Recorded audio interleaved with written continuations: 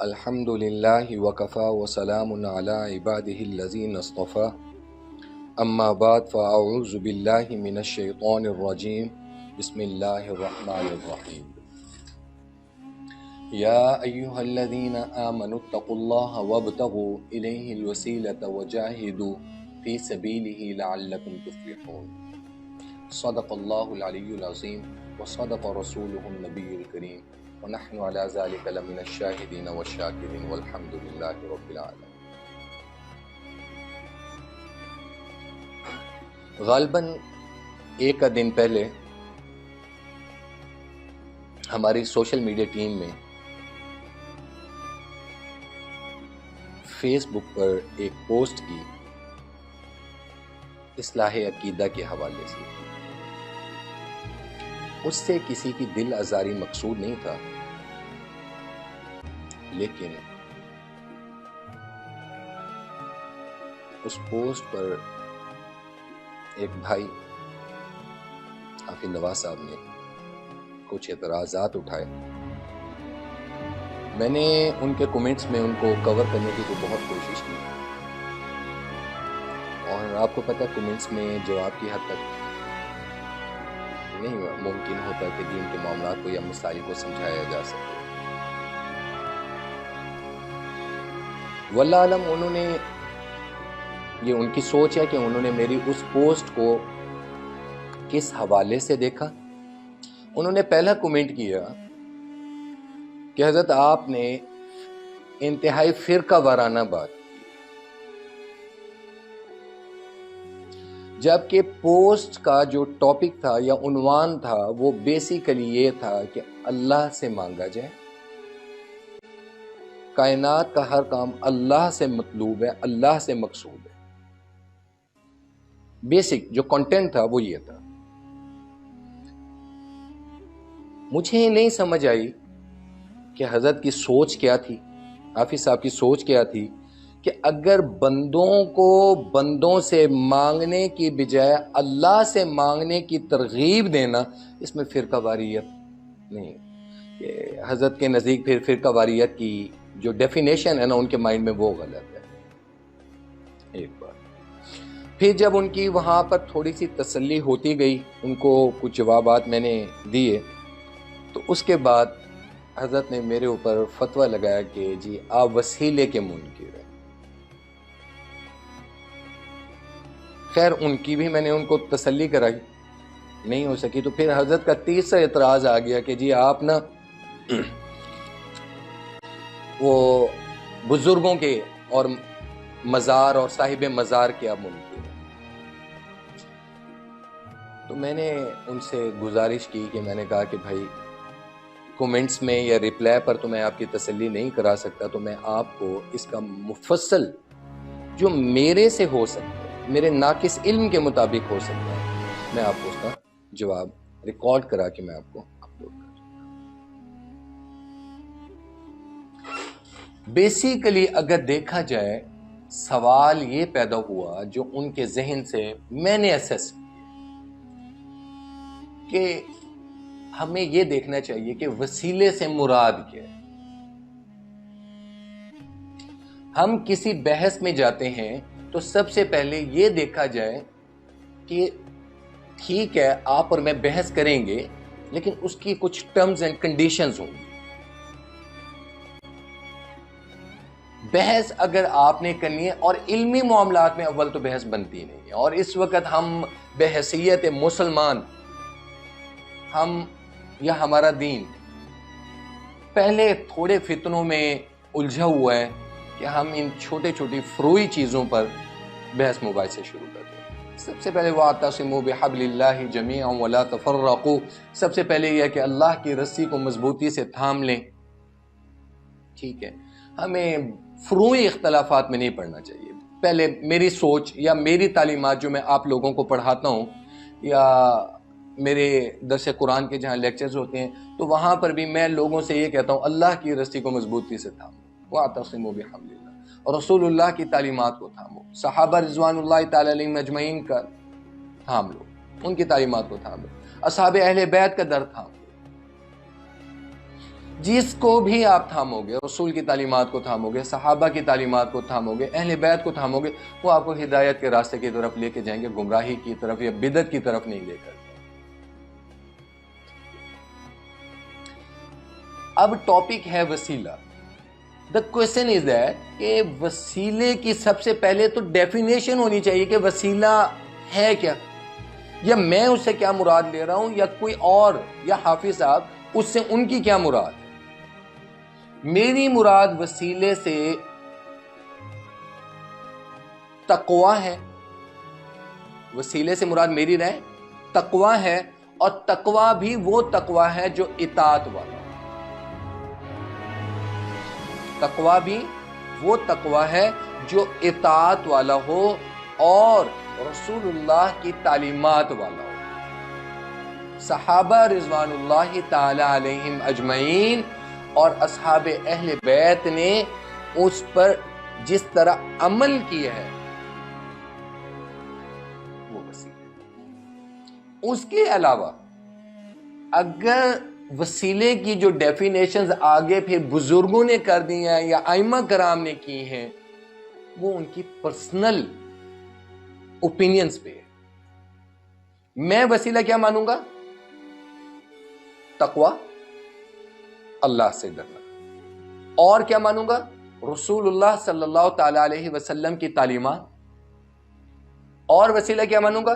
کہ اس پہ صحابہ رضوان اللہ تعالی علیہم اجمعین کا عمل کیا ہے، اور اصحاب اہل بیت کا عمل کیا ہے، آل رسول کا عمل کیا ہے، میں ان کو مانوں۔ تابعین کا عمل کیا ہے، تبع تابعین کا عمل کیا ہے۔ اب آگے ڈیفینیشنز پر آ جائیں تو وہاں پر ڈیفینیشنز اپنے حالات، وقت اور اس دور کے تقاضوں کے مطابق، اس دور کے فتنوں کے مطابق جو ڈیفینیشنز ہیں، علماء کرام نے، میں یہ نہیں کہتا کہ ائمہ کرام نے ان کی ڈیفینیشنز غلط کی ہوں گی، یہ ہرگز نہیں کہہ رہا، لیکن حالات اور وقت کی مناسبت سے الگ الگ ڈیفینیشنز۔ ٹھیک ہے؟ اچھا، ہمارے احناف کے نزدیک جو امام ابو حنیفہ کی فقہ کو مانتے ہیں، یا علماء دیوبند کے نزدیک جو وسیلہ ہے، وسیلہ بالعمل جائز ہے، وسیلہ بالعمل جائز ہے۔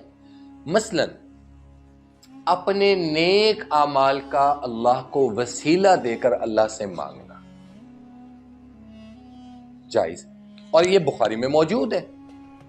آپ نے وہ مشہور واقعہ سنا ہوگا، حدیث ہے رسول اللہ صلی اللہ تعالی علیہ وسلم سے، امام بخاری شریف میں موجود ہے، امام بخاری نے ان کا حوالہ دیا ہے کہ وہ 3 آدمی تھے، وہ غار میں پھنس گئے، پتھر آ گیا، غار بند ہو گئی، تو انہوں نے کہا پتھر اتنا وزنی ہے کہ ہم اس کو دھکیل نہیں سکتے۔ تو اب آپس میں انہوں نے مشورہ کیا، تو انہوں نے کہا کہ اپنے نیکیاں اور خوبیاں ان کو یاد کر کے اللہ سے دعا مانگتے ہیں۔ تو ایک نے کہا کہ اے اللہ، میں نے آج تک اپنے ماں باپ کی نافرمانی نہیں کی، میری کچھ بکریاں ہیں، ان بکریوں کو میں چراتا ہوں، جب چرا کے میں واپس گھر لے کر آ جاتا ہوں تو سب سے پہلے میں ان کا دودھ نکالتا ہوں، اور دودھ نکالنے کے بعد میں میرے بچے، میری بیوی جتنے بھوکے ہوں، میں سب سے پہلے اپنے والدین کو پیش کرتا ہوں، اور جب میرے ماں باپ پی لیتے ہیں تو اس کے بعد میں اپنے بچوں کو، اپنی بیوی کو دیتا ہوں، اور سب سے آخر میں خود پیتا ہوں۔ اللہ، میرا یہ مقصد تیرے نبی کے فرمان کے مطابق جو ماں باپ کے احکام ہیں یا تیری رضا مقصود ہے، اس کی اطاعت کے مطابق میں کرتا ہوں۔ تو اے اللہ، اگر میری یہ نیکی صرف تیری رضا کے لیے اگر آپ کو پسند آئی ہے تو اللہ اس مشکل میں ہماری مدد فرمائے۔ تو تھوڑی سی وہ جو پتھر تھا وہ سرکا کہ آسمان اور سورج کی کرنیں نظر آنا شروع ہو گئی۔ تو اسی طریقے سے دوسرے آدمی نے کہا کہ یا اللہ، میری ایک عزیز، میری ایک رشتہ دار جو کہ بہت خوبصورت تھی، میں اس سے پیار کرتا تھا، محبت کرتا تھا، تو میں نے اس سے غلط ریلیشنز کے لیے، فزیکل ریلیشنز کے لیے اظہار کیا۔ تو اس نے مجھے کہا کہ بھائی اگر آپ کے پاس 1000 دینار ہوں گے تو تب میرے پاس آنا، ٹھیک ہے، تم میرے ساتھ صحبت کر لینا, تعلق, فزیکل ریلیشن کریٹ کر لینا. تو میں نے تگ و دو شروع کر دی. میں نے بڑی مشکل سے وہ 1000 دینار اکٹھے کیے. تو جب 1000 دینار اکٹھے ہو گئے تو میں اس کے پاس گیا. جب اس کے ساتھ میں فزیکل ریلیشن کریٹ کرنے لگا تو اس عورت نے مجھے کہا, بات سنو, بات 1000 دینار کی یہ نہیں ہے, تمہیں اتنا تو معلوم ہے کہ اللہ دیکھ رہا ہے, تو لہٰذا اللہ کی حدود کو مت توڑو. تو اللہ اس کی یہ بات سن کر میں نے سارا کچھ وہیں پہ چھوڑا, اور وہ شدت اور وہ محبت اور وہ اس کو پانے کے لیے, اس کے ساتھ کو پانے کے لیے, وہ جو 1000 دینار میں نے اکٹھے کی, اللہ تیری رضا کے لیے اور تیرے ڈر سے میں اس گناہ سے پیچھے ہٹ گیا. تو اللہ وہ خالصتاً آپ کی رضا کے لیے تھا. اگر اللہ آپ کو میری وہ نیکی پسند ہے تو اللہ اس مشکل سے رحمت. تو پتھر مزید ہٹ گیا. تو اسی طریقے سے تیسرے بندے نے وہاں پر کہا کہ اے اللہ, میں نے ایک مزدور کو انگیج کیا, مزدور کو ہائر کیا, کام کروایا, مزدوری کی. مزدوری کرنے کے بعد تو اس کے ساتھ جو ایک فرق چاولوں کی ایک مقدار اس کے ساتھ طے ہوئی. تو جب اس نے کام کر لیا تو اس مزدور کو لگا کہ شاید میں اس کو مزدوری کم دے رہا ہوں, کام زیادہ تھا. تو وہ ناراض ہو کر چلا گیا اور مجھے کہا کہ اللہ سے ڈر. اب میں اس کو نہیں جانتا تھا کہ وہ کہاں کا رہنے والا ہے یا کیا ہے. تو میں نے اس کے وہ جو چاول تھے, جب اگلی فصل کاشت کرنے لگا تو میں نے اس کے وہ جو چاول تھے اس کو میں نے کاشت میں لگا دیا, اور کاشت کر کے اس سے مزید, یعنی کہ وہ کاروبار کرتا رہا, چاول ہے, پھر اسے جانور خریدے, جانور خرید کے.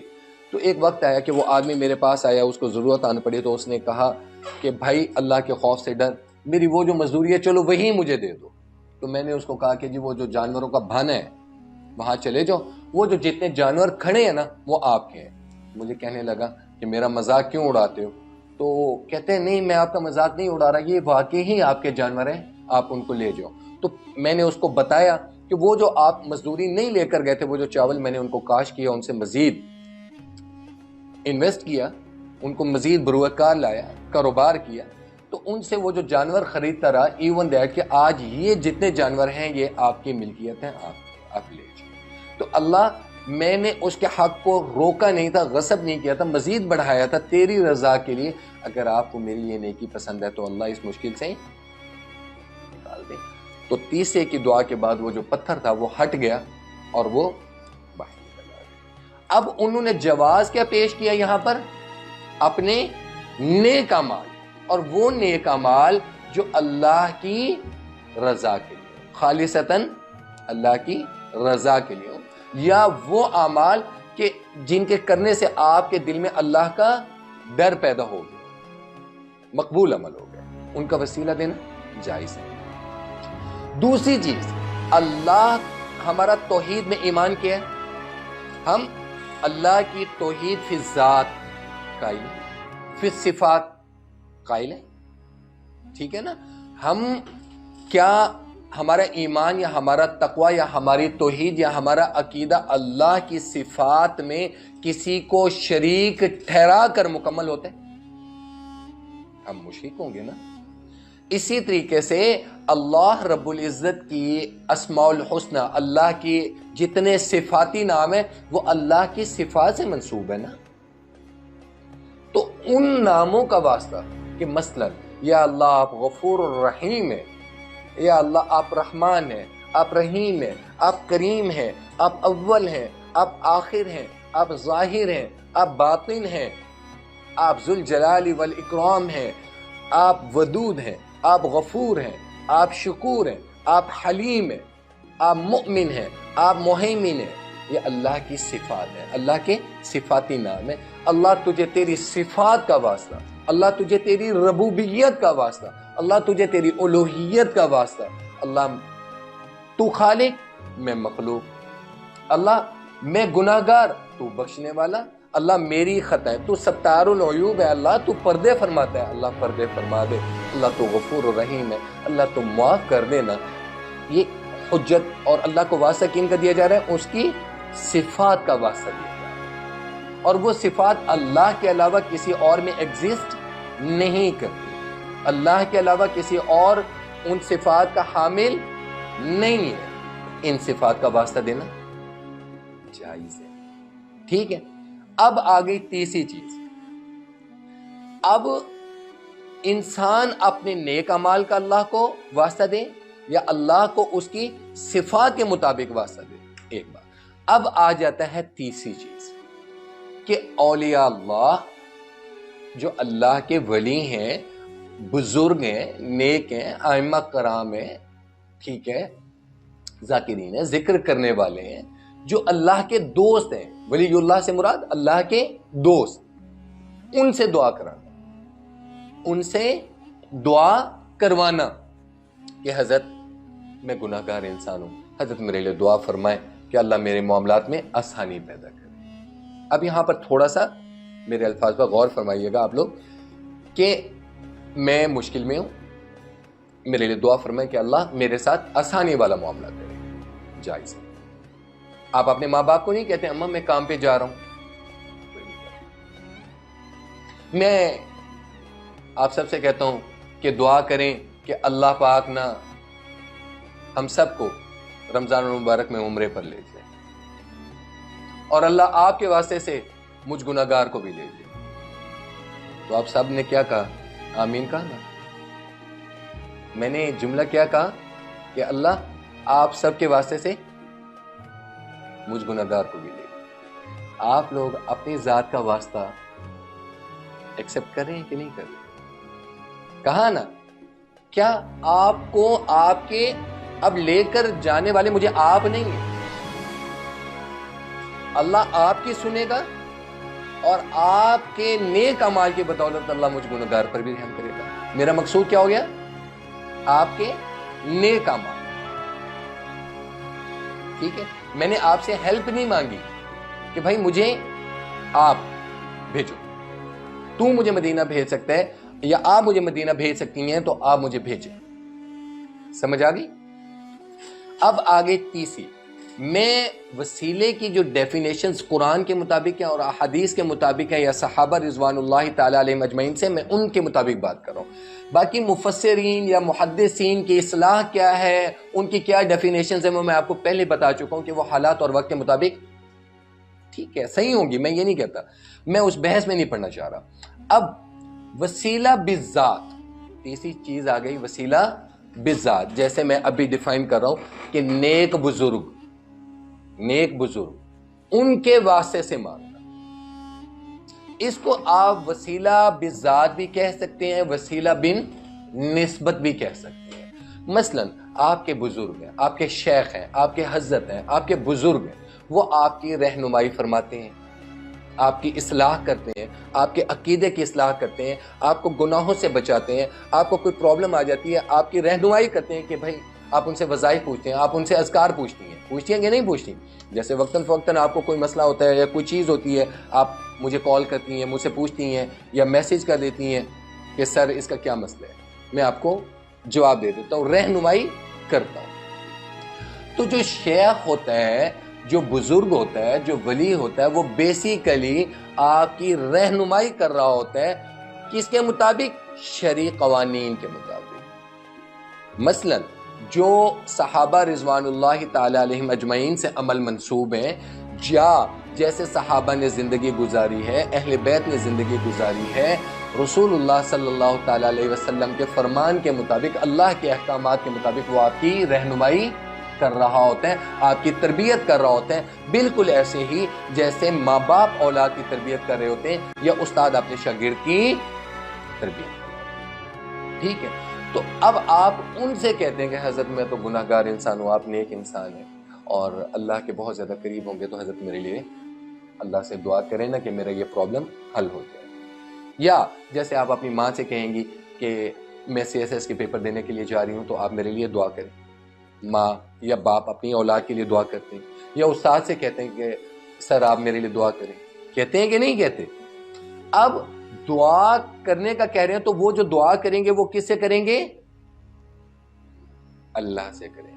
اب آپ کی پرابلم اس استاد نے یا آپ کے ماں باپ نے حل نہیں کرنی کس نے ہے؟ اللہ نے.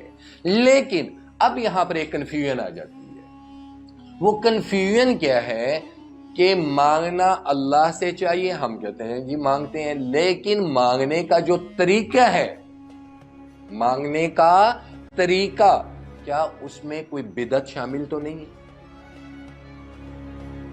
مثلا جیسے صحابہ رضوان اللہ تعالی علیہم اجمعین نے ہمیشہ رسول اللہ صلی اللہ تعالی علیہ وسلم سے فرمایا، یا رسول اللہ یہ مصیبت آ گئی، یا یہ پریشانی آ گئی، یا یہ تکلیف آ گئی، آپ ہمارے لیے دعا فرمائیں۔ تو آپ صلی اللہ تعالی علیہ وسلم دعا فرماتے ہیں۔ اب اسی طریقے سے وسیلہ بالذات، وسیلہ بالذات کیسے؟ جیسے بارش نہیں ہو رہی تھی تو حضرت عمر رضی اللہ تعالیٰ، حضرت عمر رضی اللہ تعالیٰ دوسرے خلیفہ جنہیں فاروق اعظم کہا جاتا ہے، ٹھیک ہے، امیر المؤمنین فاروق اعظم بھی کہا جاتا ہے، جنہیں چیف جسٹس آف مسلم امہ بھی کہا جاتا ہے، جنہیں حضرت عمر، جنہوں نے پہلی پولیس کی بنیاد رکھی، بتایا کہ پولیس کے نظام کی پہلی بنیاد رکھنے والے کون ہیں؟ حضرت عمر۔ بارش نہیں ہو رہی تھی تو حضرت عمر نے کن کو کہا تھا؟ حضرت عباس رضی اللہ تعالیٰ عنہ، جو رسول اللہ صلی اللہ تعالیٰ علیہ وسلم کے چچا، ٹھیک ہے، تو کیا آپ دعا فرمائیں؟ تو حضرت عباس نے دعا کیا فرمائی تھی کہ اللہ یہ مجھے تیرے نبی کی نسبت سے، کہ میں ان کا چچا ہوں، میں ان کا چچا ہوں، مجھ سے دعا کرانے کے لیے اللہ رحم فرما دے، اللہ تو کرم فرما دے۔ تو حضرت عمر نے حضرت عباس سے دعا کروائی، وسیلہ بالذات ان کو نیک اور اہل بیت ہونے کی وجہ سے، رسول کے چچا ہونے کی وجہ سے، آل رسول یعنی رسول کے ساتھ نسبت ہونے کی وجہ سے دعا کروائی، رسول کے گھر والے ہونے کی وجہ سے، رشتہ دار ہونے کی وجہ سے، قرابت داری کی وجہ سے دعا کروائی، ٹھیک ہے۔ اسی طریقے سے